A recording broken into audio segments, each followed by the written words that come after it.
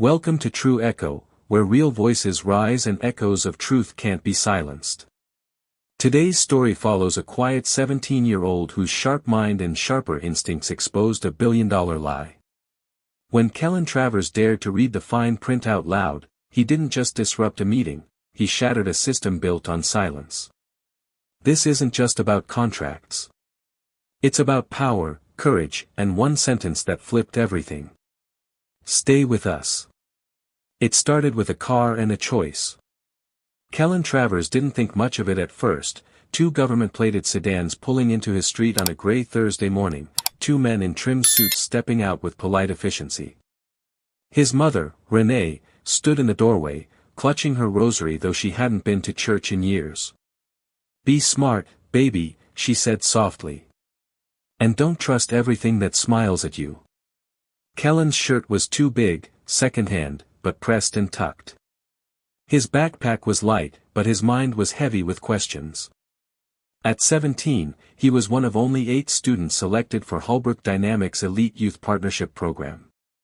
Out of over 300 applicants across Ohio, he was the only one from East London High, and the only black student in the group. They called it a mentorship, a golden ticket to the future. Kellen called it something he hadn't yet figured out. Holbrook's headquarters was absurd: glass elevators, indoor gardens, and square bottled water that cost more than a meal. At the top stood Richard Holbrook himself, the founder and CEO. White-haired, silver-tongued, and sharp-jawed, he greeted Kellen like a king greeting a prodigy. "I've heard good things," Holbrook said with a grin that didn't quite touch his eyes. "Heard you cracked that citywide coding challenge in under an hour. That's the kind of mind we want shaping tomorrow." The first week was all about observation. They told the interns to soak in the culture. What it meant was sitting quietly in high-tech boardrooms while executives buzzed with jargon, Q4 projections, vendor leverage, market optics. Kellen barely spoke, but his eyes moved fast. He noticed what others missed. How every diversity discussion focused on appearance, never power. How the black security guard at the door stood for 10 hours without a chair. How the janitor, a woman who could have been his aunt, never made eye contact. Kellen wasn't angry. He was patient. Watchful. Dangerous. At night, he wrote everything down in a marble notebook his mom had given him. Names.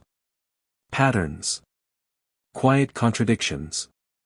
One day, while the others were laughing near the smoothie bar, Kellen wandered into a side office with a view of the rooftop garden.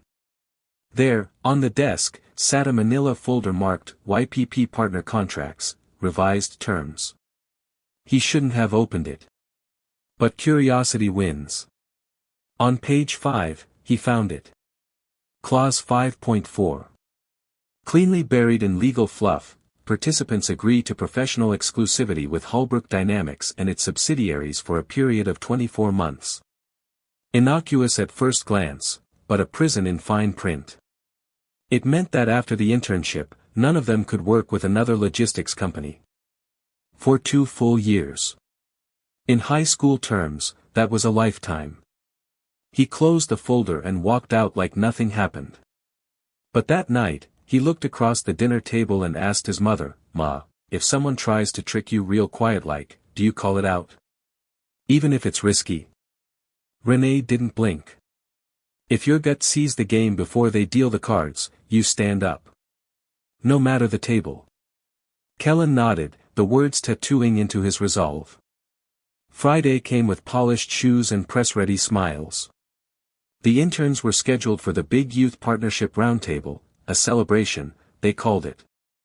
They would review and sign final contracts, shake hands with execs, take a photo for the press kit. Everyone was buzzing, especially Bryce Lamont, a loud-mouthed intern from Scottsdale convinced he'd be quoted in Forbes by Monday. Kellen sat at the back of the room, flipping through the final contract printed on fancy ivory paper with embossed gold names. Page 5. There it was again. Clause 5.4, reworded but still a trap. This version used sleeker language, participants agree to a period of professional exclusivity with Holbrook Dynamics and its subsidiaries for a duration of 24 months following program completion. Next to him sat Ariel Dansby, sharp-eyed, quiet, like him. "You read this yet?" he asked, pointing at the clause. She shook her head. "They said it's standard." "You trust that?" She hesitated. "Should I not?" He didn't answer. Just slid the paper to her. Her brow furrowed. "Wait, so we can't intern anywhere else? Not even part-time?" "Exactly." That afternoon, Kellen found a quiet glass-walled corner. Through the pane, he watched two junior lawyers, Penfield and Vargas, rush by, whispering. He caught only fragments. "No one's gonna notice, Rhonda. They never do.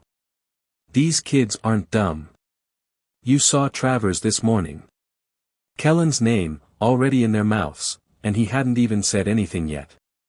That night, he stayed up with the contract on one screen and a blank document on the other. He rewrote the clause in plain English: "You can't work anywhere else in this field for 2 years."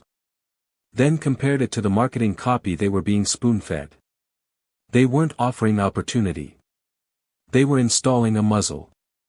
Section 7.2 went even further: no one could speak negatively about the program, even online. Not a tweet. Not a TikTok. Violate that clause, and you'd be blacklisted. He leaned back, breath slow. This wasn't careless. It was calculated. He thought of Ariel's startled expression. Of Bryce's hungry optimism. Of his mother's voice, "Don't trust everything that smiles at you." The next morning, he walked into Holbrook HQ with his chin up and his folder tucked under his arm. This wasn't about rebellion. It was about truth. At 10:02 a.m., inside a conference room lined with city views, Holbrook flashed his signature smile to the room full of teens in suits. "This is a moment," he said. "For you, for us, a celebration." Kellen sat still, folder unopened in his lap, until the CEO settled into his seat. Then, slowly, he raised his hand. Holbrook's smile froze. "Yes, Mr. Travers." Kellen stood. Calm. Steady. "Excuse me," he said. "But this clause is a trap." The room gasped. Ariel turned. Bryce looked up mid-text. Holbrook blinked. "I'm sorry," the CEO said, his voice thin. Kellen flipped to page 5. Clause 5.4, Exclusivity. "It blocks us from working anywhere else for 2 years. That's not opportunity. That's a wall." Holbrook leaned back, the chill in his grin now obvious.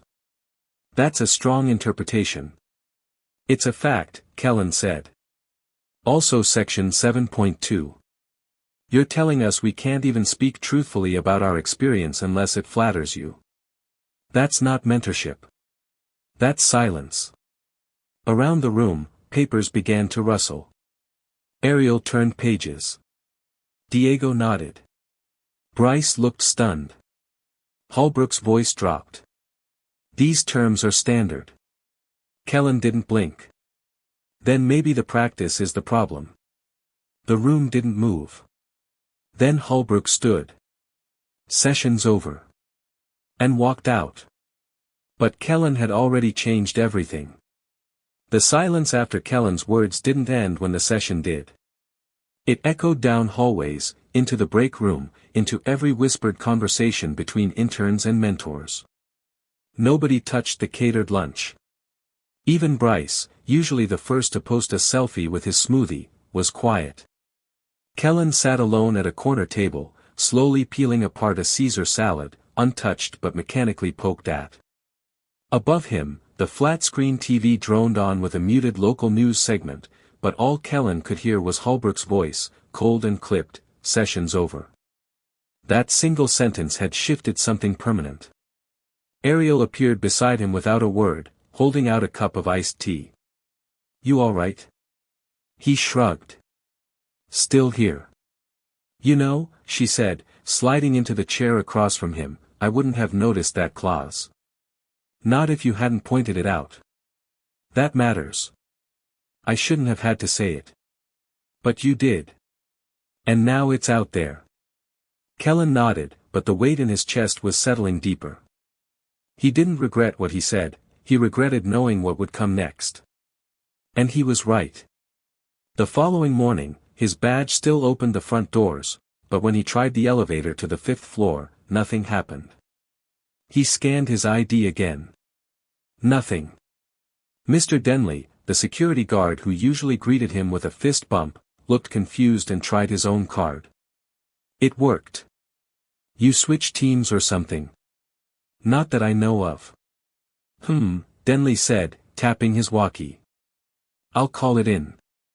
Thanks, Kellen said, managing a tight smile before taking the stairs. When he reached his usual cubicle, his computer was gone. In its place, a small note. Please check in with HR on 8. He didn't panic. He pulled out his notebook and waited 5 minutes. That's when Diane from HR appeared, smiling like it was Monday morning at a yoga retreat. Hi Kellen, she said, too brightly. Let's have a quick chat upstairs. In a small gray room with no windows, Diane crossed her legs and tapped at her tablet. First, I want to say, thank you for your courage yesterday. We encourage feedback. Kellen just stared. But, she continued, the smile tightening, in the future, let's work through your assigned mentor before raising concerns in a public setting. Collaboration is key. We're a team here. Is that what that was yesterday? He asked. Teamwork? No one here is trying to suppress your voice, she said, not quite answering. But confrontation can create discomfort. You mean for the CEO? I mean the room, she replied, smiling with her eyes now firmly on her tablet. Anyway, we've temporarily reassigned you to the facilities division, some great learning opportunities with inventory systems. Just a few days. Is this a punishment? Of course not. It was. That afternoon, deep in a dusty back room full of old monitors and tangled Ethernet cords, Kellen cataloged inventory on a scratched-up laptop. He didn't complain. He documented. The desk, the assignment slip, the conversation with Diane, everything went in the notebook. Then something strange happened. Mr. Penfield, the junior lawyer he'd seen whispering in the hallway days earlier, stepped into the storage room. No clipboard. No reason to be there. Just holding a plain brown envelope. I'm not here officially, Penfield said. Just so you know. Kellen watched him silently. That clause? Penfield said. You were right. Not just about that one. There are more. Hidden terms like that go back 3 years. Always in contracts with students from underfunded schools. Always worded differently, but same intent. Why are you telling me this? Kellen asked, finally. Penfield hesitated. Because I've sat through too many meetings pretending I didn't see it. And I saw what happened when you spoke up. That reaction. That wasn't about a clause. That was about control. He handed Kellen the envelope and walked away. Inside were dozens of documents, past agreements, internal memos, emails. One phrase kept repeating. Preemptive containment of PR risk through contractual exclusivity. That night, Kellen didn't go home right away. He took the envelope to the Grant Avenue Library and sat in the far back, surrounded by silence. He wasn't trying to hack anything. Just read. And what he read sickened him. For over 3 years, Holbrook Dynamics had run the Youth Partnership Program in 3 cities, Columbus, Indianapolis, and Toledo. Each time, they picked high schoolers from under-resourced neighborhoods. Each time, they drafted contracts with subtle variations of the same clause. And each time, those students unknowingly gave up their chance at other internships in the logistics sector. Holbrook wasn't cultivating talent. He was quarantining it. The next morning, Kellen laid the papers across the kitchen table. Renee sat down with coffee and read in silence. She flipped page after page. Her expression never changed. "You sure you want to do something with this?" she asked finally. "Yes. You know what's gonna happen. They'll try to smear me. Say I'm ungrateful. Or lying. Maybe both." Renee set the papers down and looked her son in the eyes. "Then let's make sure you're loud enough that they can't twist it." By Monday morning, the air inside Holbrook HQ was thicker than usual. Kellen walked through the lobby, past the curved staircase, past the interns who now gave him wide-eyed looks but said nothing. His ID badge still worked, barely. A new red banner now flashed across it, temporary access review. Ariel texted him just before lunch. "Your name's everywhere. Something's happening." It was. Something was shifting. Whispers flew through the building, quiet as drafts but louder in meaning. Managers held hushed meetings. Legal ran overtime. Kellen spotted Miss Vargas in a hallway holding a folder so tightly it bent. Bryce didn't even look at him anymore, whether from guilt or fear, Kellen didn't know. He didn't care. During lunch, he sat alone again, this time in the stairwell. Ariel found him there, holding her phone. "They're scrambling," she said. "Legal's panicking. I heard they're making all of us sign NDAs before the week ends." "Of course they are," he muttered. "They're trying to plug a leak instead of fixing the pipe. You're not stopping, are you?" He looked up at her. "No," he said. "I'm not." That night, he acted. Kellen created a new encrypted email account and attached 15 scanned documents from Penfield's envelope. He added an audio clip of Penfield's own voice from their conversation. Then he typed one name into the recipient field. Candace Mercer, investigative journalist at the Columbus Dispatch. She'd taken down corrupt school boards and shady real estate developers. She knew how systems operated behind the curtain. He clicked send. 2 hours later, her reply came in. "I believe you. But I'll need more. Face to face. Safe place. Tomorrow. 3:15, donut stop." The next day, Kellen looked at himself in the mirror. Same too big shirt. Same tucked collar. But something was different. Not the clothes. Not the face. Something beneath it, hardened. Focused. He met Mercer at a donut shop tucked near German Village. She looked nothing like the polished reporters on TV, cargo jacket, no makeup, sharp eyes. She tapped the folder he slid to her. "You brought everything." "All of it." For 10 minutes she said nothing, flipping through files, scanning notes, listening again to Penfield's recording. Finally, she looked up. "This isn't negligence. This is a strategy." Kellen nodded. "You ready for what comes next?" He thought about HR's smile. Holbrook's frozen face. His mother's calm strength. "Yeah," he said. "But being ready and staying ready. Two very different things." 2 days later, the story dropped. Front page. Teens trapped by corporate fine print, Holbrook dynamics under fire. The subheading quoted Kellen directly. "This clause is a trap." Mercer laid it out like a bomb technician disarming a device, carefully, precisely, and with no fluff. Internal memos. Clauses. Reworded contracts. The three-city pattern. She didn't name Kellen. She didn't need to. The interns knew. The company knew. Holbrook absolutely knew. By noon, local radio was buzzing. By 2 p.m., Kellen's badge stopped working altogether. They locked him out, digitally first, and soon, physically. His inbox vanished. His intern Slack channel went dark. His ID, once a golden pass to future opportunities, was now the scarlet mark of troublemaker. Ariel FaceTimed him. "They're going to try and flip this," she said. "Make you the villain." "I know. You saw Mercer's paragraph about the non-disparagement clause? That pissed people off the most." "I'm just getting started," he replied. She smiled. "Good. Because I think they're scared."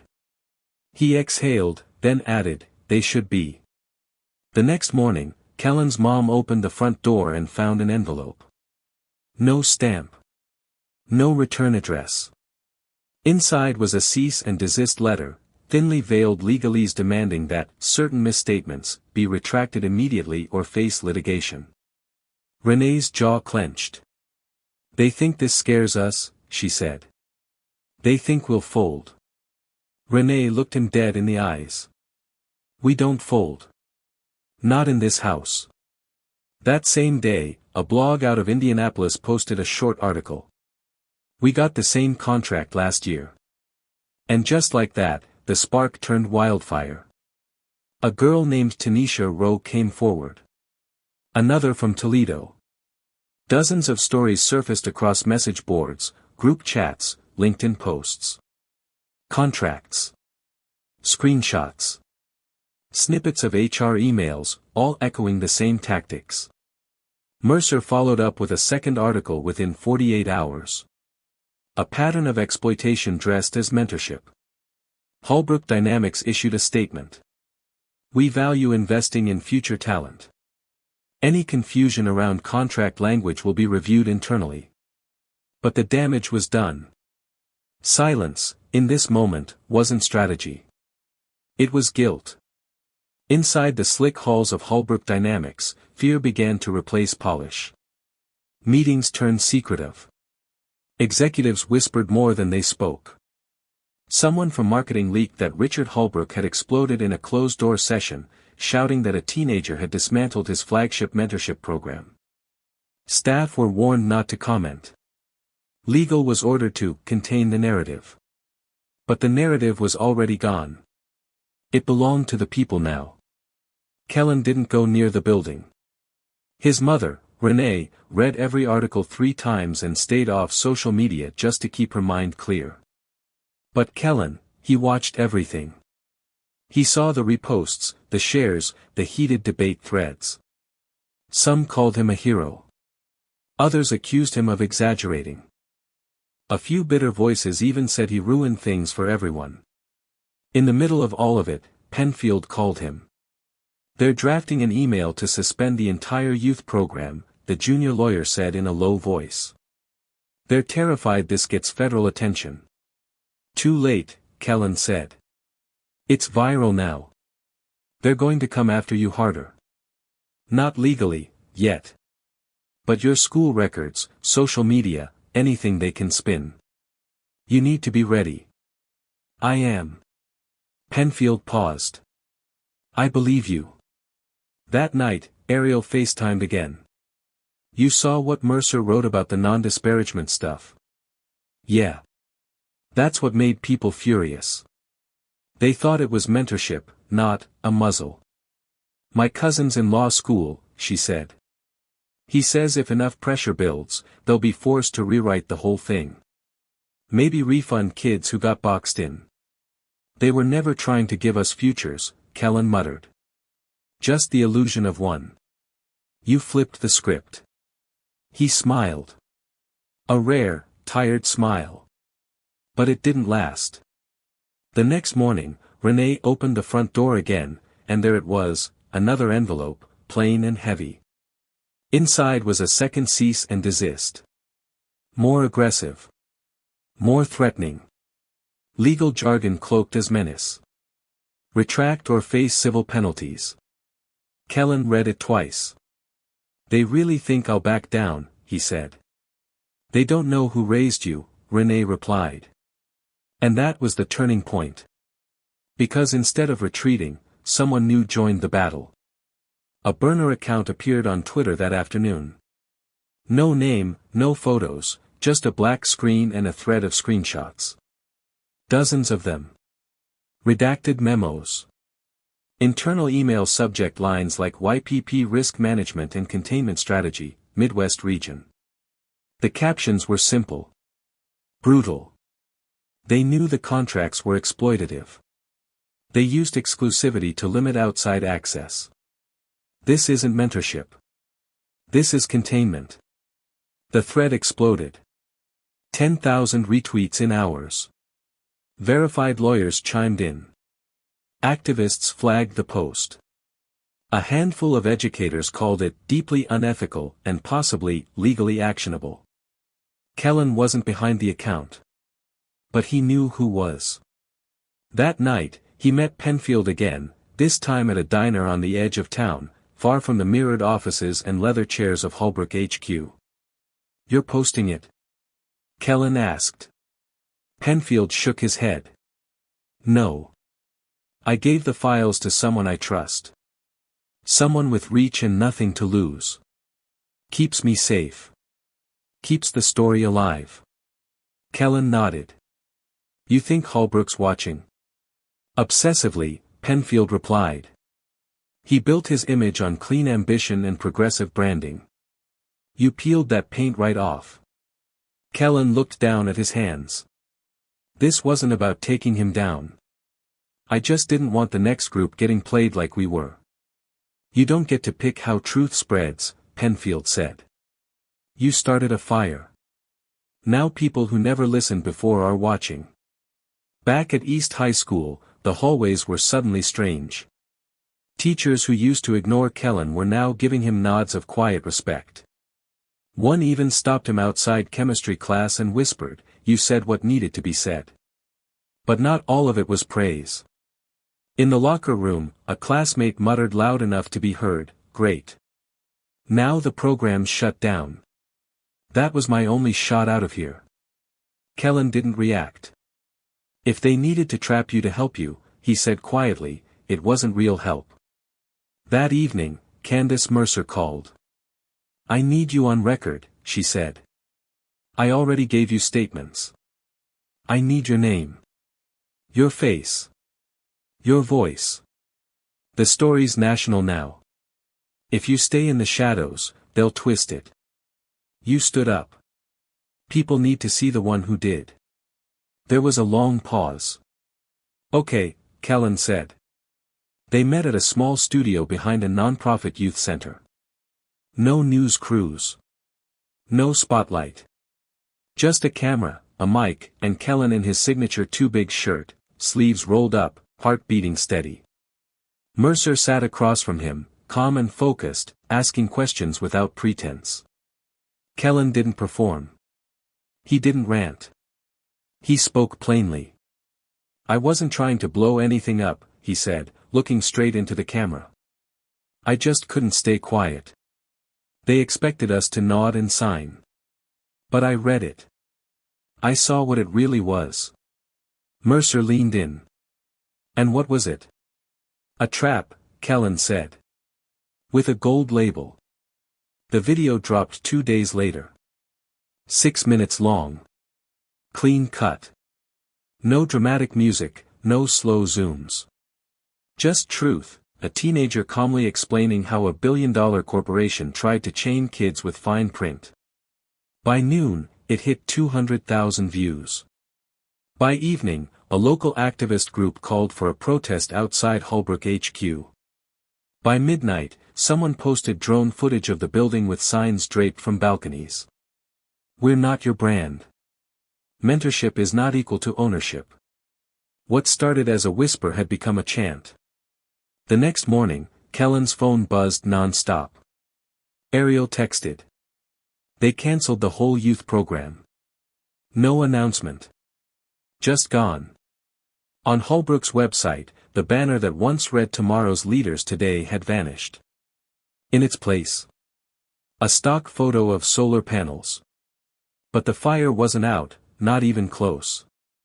That evening, students from Columbus, Indianapolis, and Toledo hosted a live-streamed town hall. The title was simple. We were promised futures. We got contracts. Teen after teen stepped forward. Tanisha Rowe. Trevor McGill. Ariel. They didn't just speak about exclusivity clauses or NDAs. They talked about what it felt like to be photographed like rising stars, only to be boxed into silence. To be told you were exceptional, right before being shackled by paperwork you barely understood. The stream hit 500,000 views in 24 hours.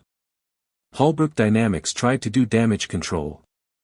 A video appeared on their corporate social accounts, Richard Holbrook himself, in a navy suit against a sterile white background. Hands folded. Voice smooth. "We've always believed in nurturing the next generation," he said. "If we've fallen short in that mission, we take full responsibility." But it wasn't an apology. He never said Kellen's name. Never mentioned contracts. Comments were turned off within 10 minutes. At school, Kellen kept his head down. Still had math quizzes. Still missed his locker combination. But one afternoon, a hallway monitor stopped him. "You got a second?" she asked softly. He turned. "My nephew was in that program last year," she said. "I didn't know what they did to those kids." "Thank you." He nodded. "Is he okay?" "He is now. Proud. Says he knows the boy who stood up." Meanwhile, Mercer dropped her third story, and this one hit harder than the last two. It wasn't just about Holbrook anymore. It traced the system behind him, board members, lobbying efforts, and copycat programs run by smaller companies. All of them following the same model: praise the underserved, then quietly profit from their limitations. She called it soft control, how opportunity was being weaponized against those desperate to rise. That weekend, Kellen was invited to speak at a city hall panel on education and corporate responsibility. He wore the same shirt from day one, ironed and tucked cleaner than ever. He stood behind the mic, voice steady, posture firm. "I'm not against opportunity," he said. "I'm against opportunity with invisible strings. If you're going to help us, help us. Don't sell us an open door that locks behind us." The applause wasn't polite. It was loud. Sustained. Somewhere near the back, Penfield stood silently, nodding. Days later, Richard Holbrook resigned. The official line? A desire to focus on family and personal well-being. But sources confirmed, the board had forced his exit after leaked internal emails showed he'd approved every clause, with full awareness of what they meant. His face disappeared from the company's leadership page. His quotes were deleted. But the internet doesn't forget. And neither did the kids who lived his fine print. Kellen didn't celebrate. Instead, he went to a diner and ordered pancakes. Ariel and her cousin joined him, the same cousin now helping write a new model for youth mentorship, one without traps. "This all started with one sentence," Ariel said. "One sentence in one room," Kellen added. He looked at the worn notebook corner sticking out of his bag. "Words matter," he said. "Especially the ones they think we won't read." 3 weeks after Richard Holbrook stepped down, Kellen Travers returned to the building where it all began, not as an intern, but as a panelist. It was surreal. The event was branded as a community accountability forum, corporate speak for "we got caught and now we have to face it." The board had changed. New faces sat where old ones had crumbled. Some whispered that the new board members were diversity hires, meant to restore image. Kellen didn't care about their motivations. He cared about action. He didn't wear a tie. Just a gray sweater he liked. Comfortable. Familiar. Ariel sat in the front row, nodding when their eyes met. Across from him sat Geneva Harrington, one of the newly appointed board members. "I'm not here for revenge," Kellen said into the mic. "I'm here to make sure what happened to us doesn't get repackaged with new language and sold again." Geneva leaned forward.